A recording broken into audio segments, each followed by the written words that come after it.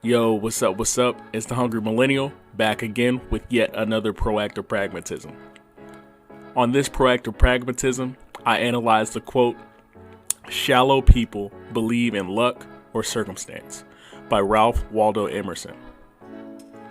This quote is very near and dear to my heart because as a child, I remember growing up, I was kind of a tyrant of sorts. And I used to hope that I got lucky for raffles, drawings, award ceremonies. But what I didn't realize was that every action that I took had a reaction.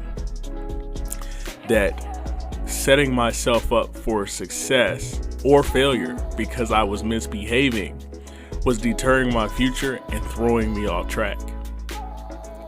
See, when you get intertwined with luck and circumstance and relying on the universe to take care of you, you do yourself a major disservice. You do yourself a disservice in the fact that instead of taking action and being proactive about the steps that you take on a regular daily basis, you're taking the hours and the precious minutes that you do have for granted. You get in the mode of, I'll do that tomorrow. I'll do that next week. Oh, I got time. And then pretty soon, tomorrow, next week, turns into next year, turns into a decade, turns into all those years that you lost because you weren't willing to put in the work. I find it mighty funny how everyone blames weight loss, especially in the holiday times, on the holiday meals and the cooking. But scientifically, it's impossible to gain 30 pounds from two separate meals, Christmas and Thanksgiving. But yet, around the corner is that new year, new me, New Year's resolution. Everybody runs to the gym, buys up all the gym memberships. And then 3 months after that, it's flatlined. Then you talking about that beach body that you want. And you get caught up in the whirlwind. Oh, I didn't make it. Now I look like a beach whale, or whatever your perception of that is. But the truth is the greatest time to start something is when there's no hype surrounding it, because then you can take basic, simple steps and be proactive. That's what proactive pragmatism is about.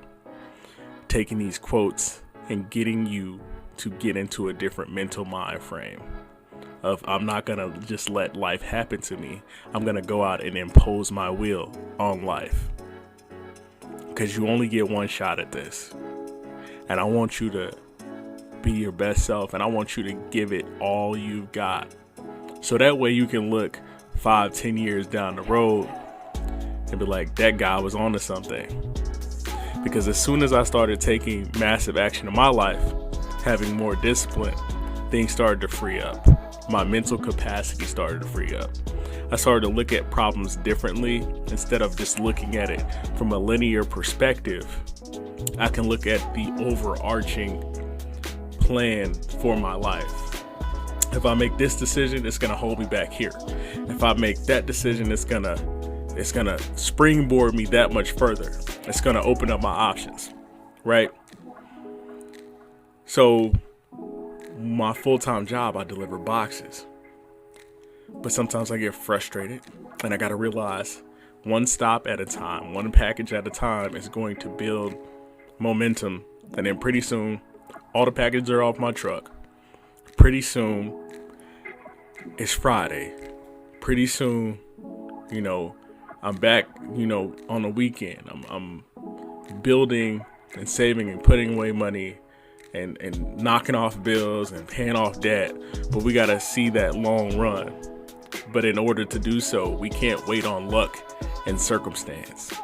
We can't be so shallow that we use those hope, live, laugh, love quotes to put a band-aid over the pain that is soothing inside because we are not making better decisions. We are not saying no to the extra calories. We are not saying no to, or matter of fact, we're saying yes to not going to the gym. We're saying, that's too hard. It's too cold outside. I don't want to get a run in. We're saying, no, it doesn't feel good to put in the work right now. So we're willing to sacrifice our future or lack thereof for momentary pleasure.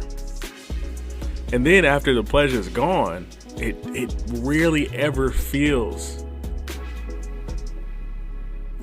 like it was worth it.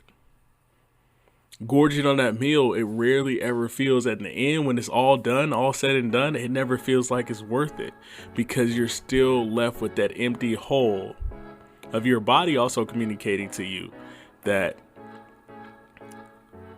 you're letting yourself down, that we are deteriorating, we're not living a healthy lifestyle.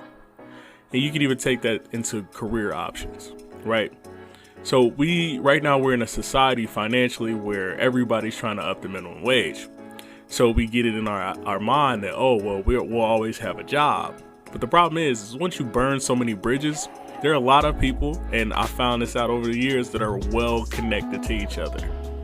And once you get a bad rap about your work ethic, your subpar performance, your wanting to leave early all the time and arriving late, once those things start to circulate, people look at you differently. Employers will look at you differently. And then you can tie the health thing back into it. Employers will look at somebody that's fit and in shape and that's taking care of themselves. That shows discipline. Employers will look at that and be like, okay, that's somebody that maybe they won't even consciously know it, but subconsciously they're thinking this person takes pride in themselves, so they're going to take pride in our organization. So this is a call to action. You know what you need to get done. It's time to start getting it done.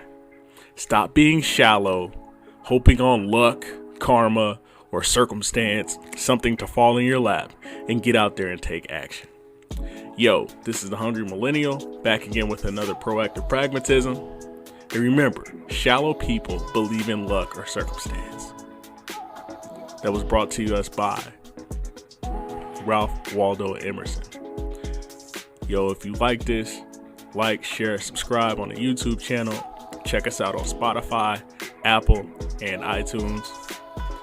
Also, we're available on the Anchor podcasting app. Thank you. Hungry Millennial out.